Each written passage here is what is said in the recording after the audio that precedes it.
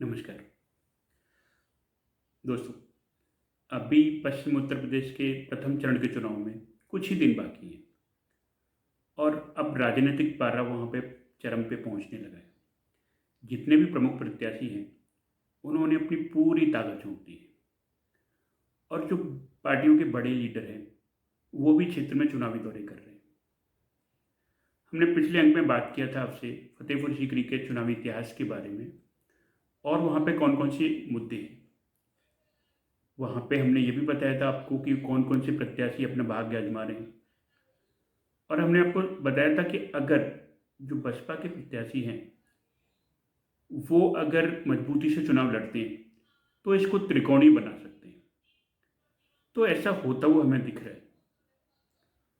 और पिछले अगर हफ्ते की बात करें तो योगी आदित्यनाथ जी चौधरी बाबूलाल के लिए प्रचार करने के लिए आए और उनको लेके लोगों में बहुत उत्साह नजर आया। लेकिन इससे जुड़ा एक छोटा सा विवाद भी हो गया। फतेहपुर सीकरी विधानसभा क्षेत्र में किरावली के अंदर एक चौधरी चरण सिंह जी की प्रतिमा है और जो भी कोई बड़ा नेता आता है तो वहाँ पे वो माल्यार्पण करने के लिए जाता है, लेकिन योगी जी वहाँ पे नहीं गए। तो इससे लेके थोड़ा सा जुड़ा विवाद हो गया। लेकिन मुझे लगता है कि इसमें योगी जी की तो कोई गलती नहीं है, क्योंकि योगी जी को तो पता नहीं थे कि एक ऐसी प्रतिमा वहाँ पे है जो किसानों का और वहाँ की जाटों की आस्था का केंद्र है। उनको स्थानीय नेताओं ने नहीं बताया होगा, इसलिए वो वहाँ पे नहीं गए। तो ये वहाँ के जो स्थानीय नेता हैं उनको इससे बचना चाहिए था। अब विस्तार से बात करते हैं कि कैसे जो बसपा के प्रत्याशी हैं उन्होंने इस मुकाबले को रोचक बना दिया है।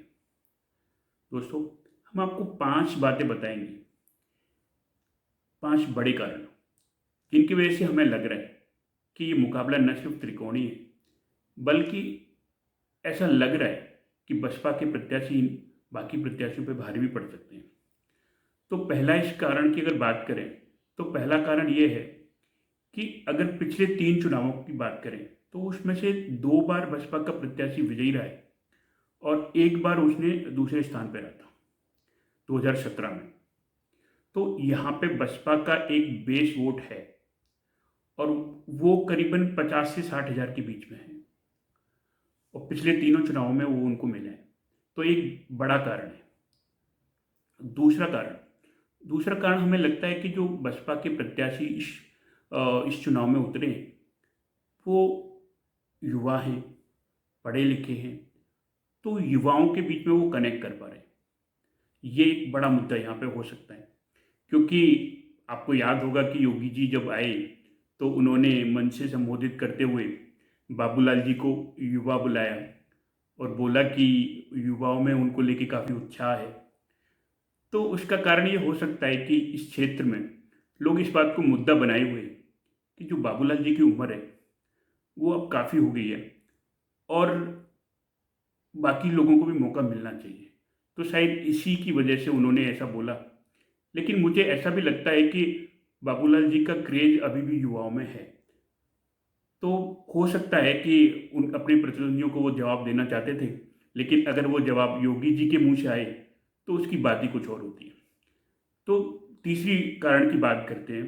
तीसरी कारण ये है कि जो ये क्षेत्र है, इस क्षेत्र में जो दोनों प्रमुख प्रत्याशी हैं बड़ी पार्टियों के, वो एक ही जाति से आते हैं।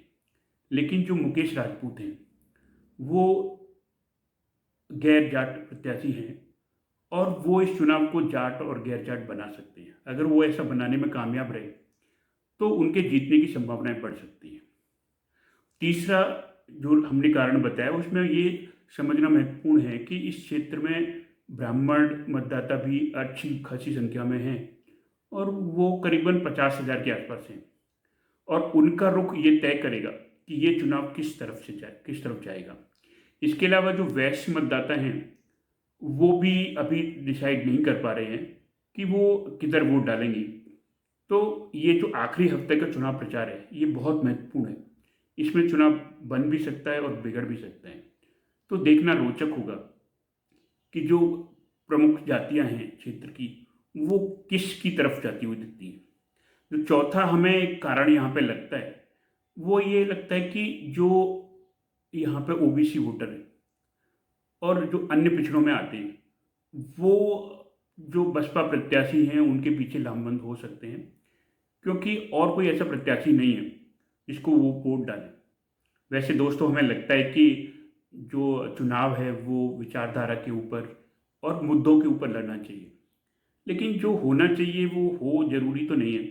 तो इसीलिए हम वो आपको वो बात कर रहे हैं जो कि यथार्थ है।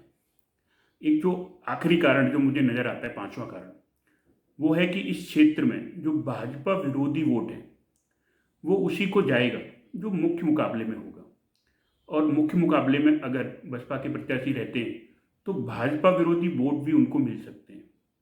तो ये 5 कारण हमने आपको गिनाए कि क्यों हमें लग रहा है कि ये मुकाबला त्रिकोणीय होने वाला है और क्षेत्र के जो ब्राह्मण मतदाता हैं वो डिसाइड करने वाले हैं कि चुनाव किस तरफ जाएगा।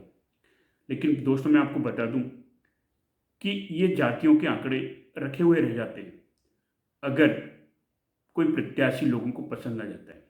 मेरा अपना ये मानना है कि जो लोकसभा चुनाव होते हैं वो पूरी तरह से पार्टी लाइंस पे लड़े जाते हैं और 90% केसेस में जो पार्टी को लोग पसंद करते हैं उसी को वोट डालते हैं। 10% केसेस में हो सकता है वो ये भी देखते हो कि कौन सा प्रत्याशी खड़ा हुआ है। लेकिन जो विधानसभा के चुनाव होते हैं उनमें पार्टी भी महत्वपूर्ण होती है और प्रत्याशी भी महत्वपूर्ण होता है। तो मेरा अपना आकलन है कि ये 60-40 का रेशियो होता है। अगर 60% लोग सिर्फ पार्टी को सोच के वोट डालते हैं और 40% लोग ऐसे होते हैं जो पार्टी का भी सोचते हैं और साथ में ये भी सोचते हैं कि कौन सा प्रत्याशी यहाँ से खड़ा हुआ है। क्योंकि विधानसभा क्षेत्र छोटा होता है और वहाँ पे जो प्रत्याशी होते हैं उनका लोकल कनेक्ट होता है और उनका खुद का एक बेस होता है। इसलिए ये भी एक महत्वपूर्ण रीज़न है कि लोग जब चुनाव में वोट डालने जाते हैं तो वो किन किन मुद्दों पर ध्यान देते हैं। तो ये जो 40% का मैं आपको बता रहा हूँ कि ये प्रत्याशी को देख के वोट डालते हैं, वो 40% ही डिसाइड करेंगे कि फतेहपुर सीकरी विधानसभा क्षेत्र में इस पर क्या होने वाला है। हम आपको आगे भी वहाँ की छोटी छोटी बातों को बताते रहेंगे और ये कवरेज जारी रहेगा। लेकिन हम अब सबसे अपील करना चाहते हैं कि वोट डालने ज़रूर जाइए और एक अच्छे प्रत्याशी को, एक अच्छी पार्टी को वोट डालिए और सारे मुद्दों को ध्यान में रखते हुए वोट डालिए। किसी के बोलने पे नहीं, किसी के प्रलोभन से नहीं, जो आपका मन करता है उसको जाके वोट डालिए, लेकिन वोट जरूर डालिए। हम फिर से आपको मिलेंगे, तब तक के लिए नमस्कार।